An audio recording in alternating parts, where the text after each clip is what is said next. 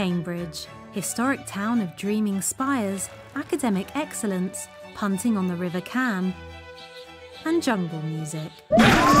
Always carry a sound system, because you never know when you're going to need to DJ.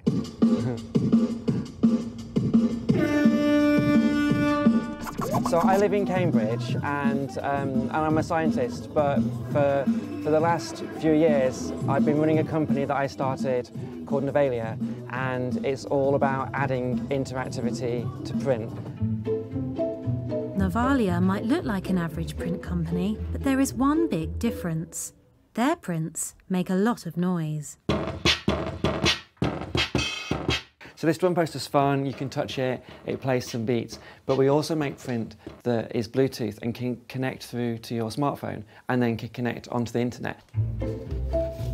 Using a thin layer of ink containing nanoparticles, Kate has printed electrical circuits on the paper. This one is like a soundboard. After giving a TED talk on nanocarbon inks, Kate demonstrated some scratch DJing on paper. Then she was contacted by a very special fan.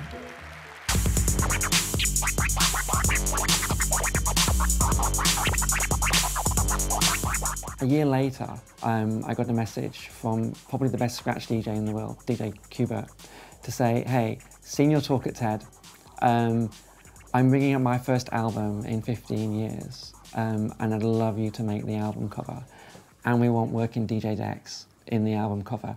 And we've partnered with the DJ app company, and it's probably been the hardest thing we've ever done.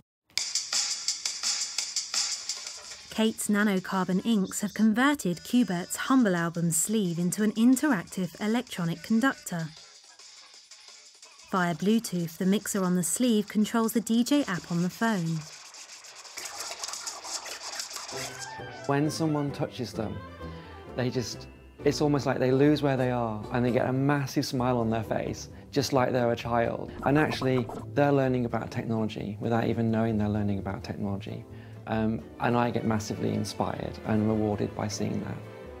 But nanocarbon inks have become more amazing since the discovery of the world's latest wonder material, graphene. Graphene is just one single carbon atom deep. Stronger than steel and transparent, a piece the size of a football pitch would weigh less than a gram. Well, graphene is special because it has a lot of superlative properties which are much better than any other material, like strength and conductivity and flexibility and transparency and all that. But the most important thing is that it's all of these things in one material rather than a different material for each.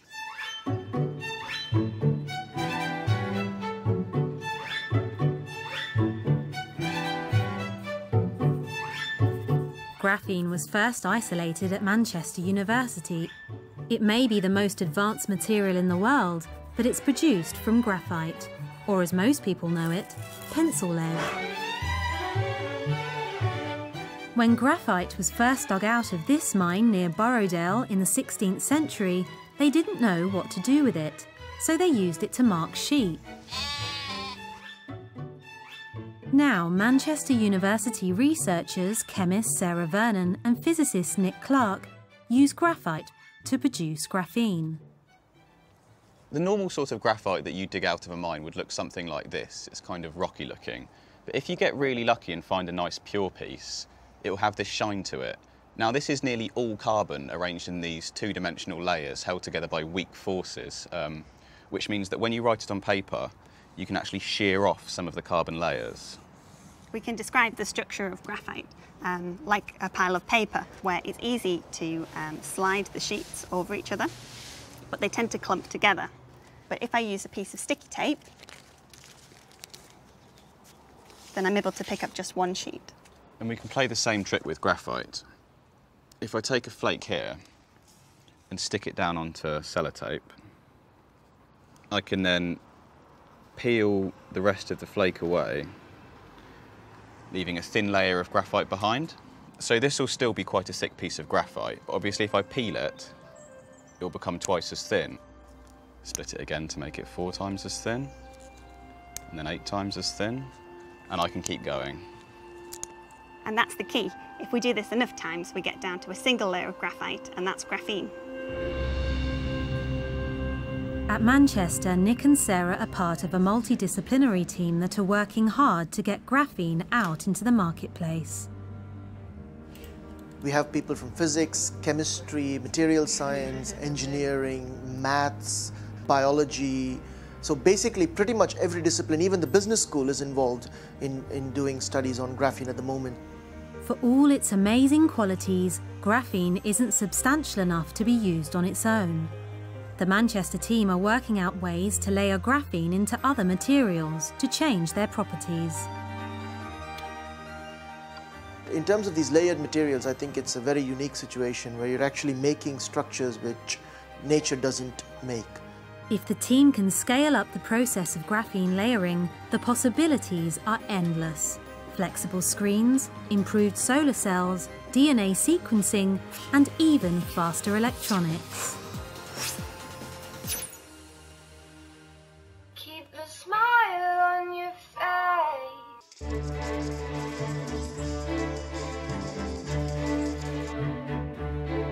The strength, conductivity, and transparency of graphene offer new possibilities to Kate. With pure pieces of graphene suspended in water, graphene ink is tough enough and transparent enough to be printed directly onto any surface with a normal printer. The F major scale.